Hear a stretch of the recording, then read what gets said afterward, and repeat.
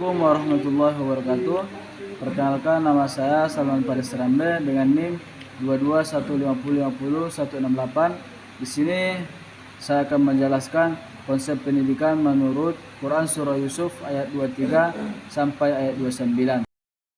Baik, di sini saya akan menjelaskan konsep pendidikan menurut Quran Surah Yusuf ayat 23 sampai 29. Allah Subhanahu wa taala berfirman dalam Al-Qur'an, sekira-kira artinya, dan perempuan atau istri Al-Aziz yang dia tinggal di rumahnya merayu dirinya untuk menundukkan dirinya kepadanya, dan ia menutup pintu-pintu seraya berkata, marilah mendekat kepadaku. Yusuf berkata, aku berlindung kepada Allah, sesungguhnya Tuanku telah memperlakukanku dengan baik. Sungguh orang-orang zalim tidak akan beruntung. Pertama, menurut tafsir Al-Misbah, pada awal ayat sebelumnya berfungsi sebagai perpindahan antara episode sebelumnya ke episode ini. Selama Nabi Yusuf alaihissalam berada di kediaman orang Mesir, dari hari ke hari sangat jelas kehalusan budinya dan kehalusan akhlaknya. Kegagahan dan ketampanan wajah pun semakin nampak karena telah mencapai kematangan usianya. Dengan pertumbuhan Nabi Yusuf alaihissalam, dan suatu ketika entah bagaimana sang istri raja tergoda dengan ketampanan Nabi Yusuf alaihissalam. Hatinya bergejolak memandangnya dan risau jika tidak melihat Nabi Yusuf alaihissalam, dan berusaha untuk merayu Nabi Yusuf alaihissalam dengan berbagai cara. Suatu ketika ia meminta Nabi Yusuf alaihissalam dengan membawa segelas air. Kemudian ia menyuruh Nabi Yusuf alaihissalam dia mengunci kamar tersebut dengan rapat, sehingga Nabi Yusuf sangat susah payah membukanya. Nabi Yusuf tidak menduga hal tersebut akan terjadi. Dengan ingatan yang terus mengingat Allah Subhanahu wa taala, Allah melindungi Nabi Yusuf alaihissalam. Yang kedua, dalam kitab tafsir Ibnu Katsir, Allah Subhanahu wa taala menceritakan tentang istri Al-Aziz yang Yusuf tinggal di rumahnya. Tempatnya berada di Mesir, dan suaminya telah berpesan agar Yusuf diperlakukan dengan baik dan hormat. Namun rasa cintanya yang mendalam kepada Nabi Yusuf adalah karena ketampanannya, sehingga ia bersolak dengan cantik dan menutup pintu, serta mengambil Nabi Yusuf alaihissalam untuk mendekatinya. Dan Yusuf menolak keras seraya berkata, aku berlindung kepada Allah, sungguh Tuanku memperlakukanku dengan baik dan hormat. Maksudnya, suamimu telah berbuat baik kepadaku, aku tidak akan membalasnya dengan berbuat keji kepada keluarganya. Yang ketiga, menurut tafsir Al-Azhar, istri raja muda melihat perkembangan anak yang tangkas ini sejak usia 12 tahun. Sampai dia dewasa, bertambah lama badan bertambah berkembang dan bertumbuh tampan. Bertambah menimbulkan nafsu bila melihat diri anak yang telah mulai remaja itu. Ada dua tentang umur dewasa Nabi Yusuf alaihissalam. Menurut satu riwayat dari Ibnu Abbas dan Mujahid Al-Qatadah, usia dewasa Yusuf 33 tahun. Diriwayatkan yang lain dari Ibnu Abbas 30 lebih sedikit. Ad-Dahaq mengatakan 20 tahun. Al-Insan mengatakan 40 tahun. Sa'id bin Zubair mengatakan 18 tahun. Maka bertambah sehari bertambah, tertariklah istri seorang raja kepada anak yang muda. Apalagi kalau benar apa yang ditulis dalam kitab perjanjian lama, bahwa raja muda itu adalah orang kebiri, atau kalau tidak kebiri, dia seorang yang telah mundur syahwatnya sehingga menjadi impoten.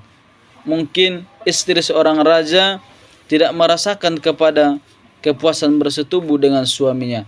Lama-kelamaan dia menjadi lebih tergila-gila kepada Nabi Yusuf alaihissalam.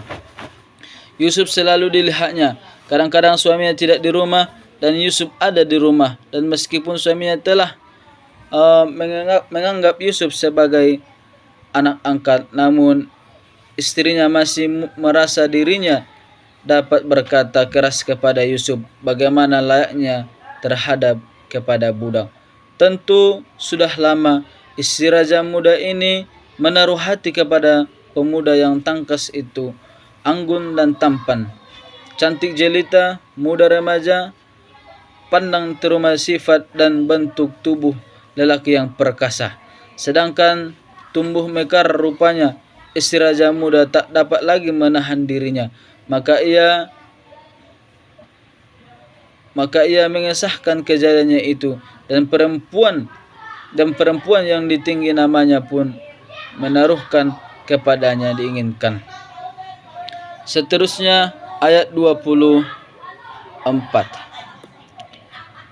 di mana Allah Subhanahu wa taala berfirman yang sekira-kira artinya, dan sungguh perempuan itu telah berkehendak kepada Yusuf, dan Yusuf pun berkehendak kepadanya, senjana dia tidak melihat tanda dari Tuhannya, demikianlah agar kami memalingkan darinya keburukan dan kekejian. Sesungguhnya dia Yusuf termasuk hamba-hambaku yang terpilih. Dalam tafsir Al-Misbah diriwayatkan di atas banyak sekali faktor yang seharusnya Nabi Yusuf menerima ajakan wanita tersebut.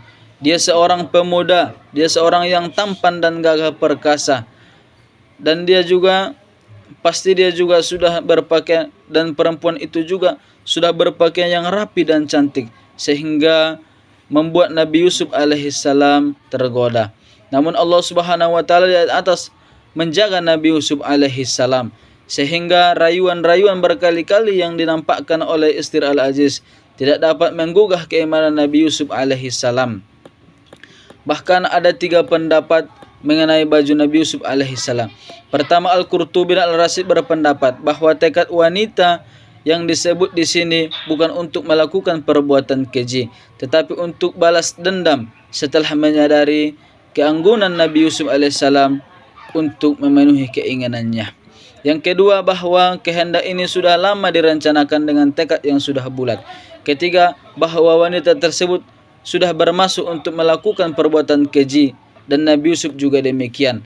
Pendapat ini dikemukakan oleh tafsir seperti Al-Qurtubi dan Al-Jamakhsyari Asy-Sya'rawi.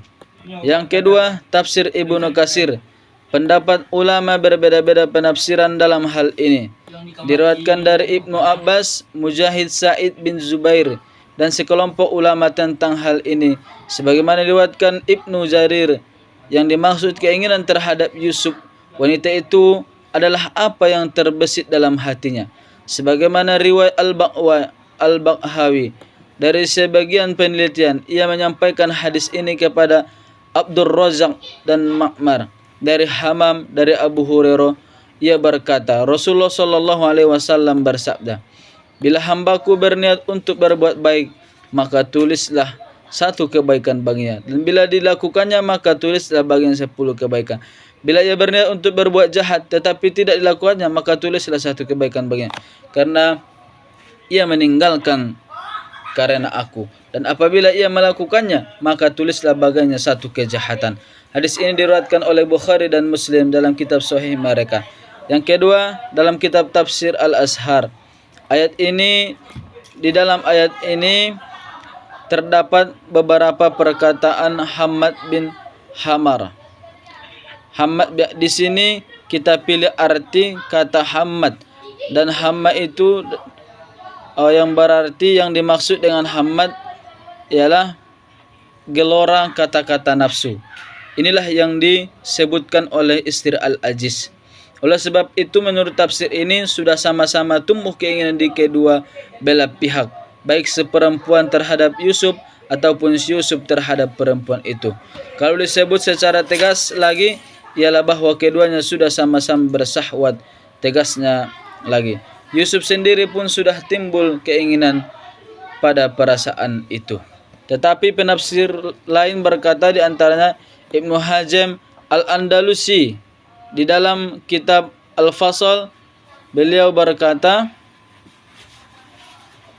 dalam kitab Al-Fasl beliau berkata, di dalam membela maksumnya nabi-nabi daripada dosa membela karena dia merasa berkuasa, lalu diterjemahkan. Yusuf hendak dipukulnya dan Yusuf pun jadi marah, sebab itu dia pun hendak memukul pula. Selanjutnya ayat yang ke-25. Di sini dalam tafsir Al-Misbah dari ayat sebelumnya telah mengisahkan bahwa hanya karena melihat bukti itu dari tuannya sehingga Nabi Yusuf alaihissalam tidak berkehendak seperti wanita pemilik rumah tersebut, atau tidak terjerumus dalam dosa karena menolak perintahnya. Maka Nabi Yusuf berlari meninggalkan rumah wanita yang merayu yang merayunya. Nabi Yusuf alaihissalam berusaha agar tetap, namun wanita itu tetap berusaha agar Nabi Yusuf alaihissalam tetap di rumah. Namun Nabi Yusuf alaihissalam sudah berlari, bahkan sempat-sempatnya dia menariknya dari belakang. Dalam kitab tafsir Ibnu Katsir, Allah Ta'ala memberitakan tentang keadaan mereka berdua. Ketika mereka berlomba-lomba menuju pintu, Yusuf lari, sedangkan wanita itu minta agar Yusuf kembali ke rumah wanita, dan wanita itu bisa memegang bajunya dari belakang sehingga baju tersebut terkoyak. Ada yang mengatakan bajunya sampai terlepas sehingga mereka mendapati suaminya tepat berada di dalam pintunya. Dalam tafsir Al-Azhar, maka Al-Ba'lawi menguatkan pendapat bahwa arti hamad di sini adalah gelora atau yang berkecuk di dalam jiwa tapi belum dilaksanakan. Namun kenyataannya Al-Ba'lawi membela pemahamannya bahwa memang Yusuf sudah ada gelora perasaan terhadap seorang istri raja tersebut yang bernama Zulekha. Seterusnya ayat ke-26. Di sini Allah berfirman yang sekira-kira maksudnya, Yusuf berkata, dialah yang merayuku terhadap diriku, dan seorang saksi dari keluarga perempuan tersebut memberikan kesaksian. Apabila baju gamisnya koyak di bagian depan, maka perempuan itu benar dan Yusuf termasuk orang yang berdusta. Kemudian setelah Nabi Yusuf dituduh, maka barulah ia bersuara membela dirinya. Maksudnya, aku tidak pernah bermaksud berbuat seperti itu kepadanya. Aku menghormatinya, aku memuliakannya. Kemudian suami wanita tersebut telah berada di hadapan. Suami wanita tersebut dihadapkan kepada dua orang yang saling menuduh. Pertama, istrinya yang membela kehormatannya dan kekeluargaannya, dan yang kedua Nabi Yusuf alaihissalam, seorang anak muda yang selama ini dipercaya sepenuh hati dan menjaga kehormatannya. Dan seorang saksi itu berkata, jika engkau melihat bajunya koyak di depan, maka benar perempuan itu. Akan tetapi maka benar wanita itu. Jika itu benar, maka Yusuf berbohong. Kemudian saat itu Nabi Yusuf mendapatkan kemenangan dengan kebenaran dan terbebas dari fitnahan dan tuduhan tersebut. Dia berkata dengan baik dan jujur. Ia menggodaku dan menyuruhku tunduk kepadanya dan menuturkan bahwa wanita itulah yang mengejarnya dan menarik bajunya hingga koyak. Kemudian ayat yang ke-27 menjelaskan, tetapi jika bajunya koyak di bagian belakang, maka perempuan itulah yang berdusta dan Yusuf termasuk orang yang benar. Karena kebenaran ucapan seorang saksi tersebut membuktikan benar, maka saksi melanjutkannya perkataannya, jika engkau melihat bajunya koyak dari belakang, maka wanita itu yang berdusta dan Yusuf termasuk orang yang benar. Itu berarti Nabi Yusuf menghindar, lari, lalu dikejar wanita itu dari belakang dan memegang bajunya dengan kuat sehingga terkoyak. Kemudian dalam tafsir Ibnu Katsir, dan seorang saksi dari keluarga wanita itu memberikan kesaksian, jika bajunya koyak di belakang, maka di bagian depan dari baju itu, maka wanita itu benar, yakni dalam ucapannya bahwa Yusuf telah menggodanya. Karena setelah dipanggil, wanita itu menolak dan mendorong dada Nabi Yusuf sehingga baju terkoyak. Dan jika bajunya koyak dari belakang, maka wanita itu berdusta. Hal seperti yang telah terjadi tatkala ia lari menjauhnya, ia dikejar lalu dipegang bajunya dari belakang oleh wanita tersebut. Seterusnya ayat 28. Maka ketika suaminya melihat baju Yusuf di bagian belakang, dia berkata, sesungguhnya ini adalah tipu daya kalian kaum perempuan, sesungguh tipu daya kalian sangatlah besar. Kemudian sang suami memeriksa baju Yusuf, maka tatkala dia melihat bajunya koyak menjelang di belakang, berkatalah dia tanpa ragu, walau tanpa marah besar, sesungguhnya itu tipu daya kamu wahai wanita, dan sesungguhnya tipu daya kamu khususnya dalam merayu sangatlah besar. Kemudian maksudnya setelah suaminya memastikan kebenaran Yusuf dan kedustaan apa yang dituduhkan istrinya terhadap Yusuf, maksudnya pencemaran nama dan kehormatan pemuda ini adalah sebagian dari tipu dayamu. Kemudian ia menyuruh Nabi Yusuf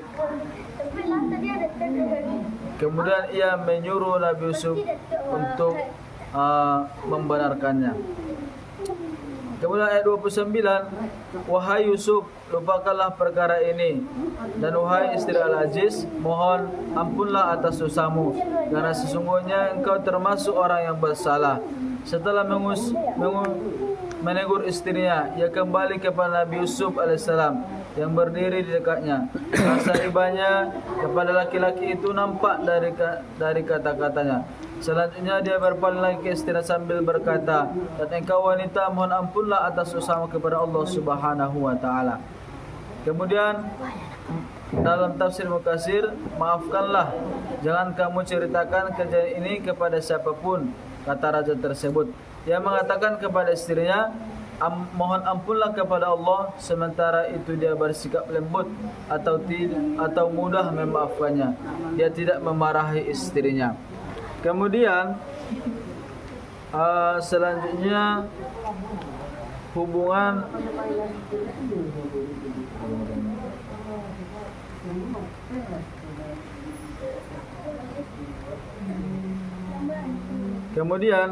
referensi atau hubungan Quran surah Yusuf ayat 23 sampai 29 dengan pendidikan.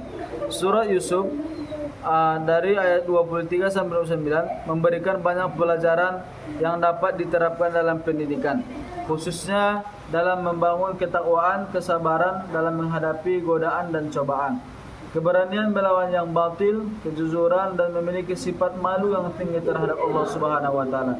Pendidikan yang baik harus mampu membentuk kepribadian yang bertakwa, beriman, dan senantiasa bersabar dengan segala sesuatu cobaan dan ujian yang dihadapi, apalagi fitnahan. Nilai-nilai yang terkandung dalam ayat ini sangat relevan dalam dunia pendidikan, terutama dalam membentuk pribadi yang bertakwa, syukur, istiqomah dalam kebaikan, dan memiliki kesadaran dan kesabaran. Mungkin cukup sekian materi yang dapat saya sampaikan. Wabillahi taufiq wal hidayah. Assalamualaikum warahmatullahi wabarakatuh.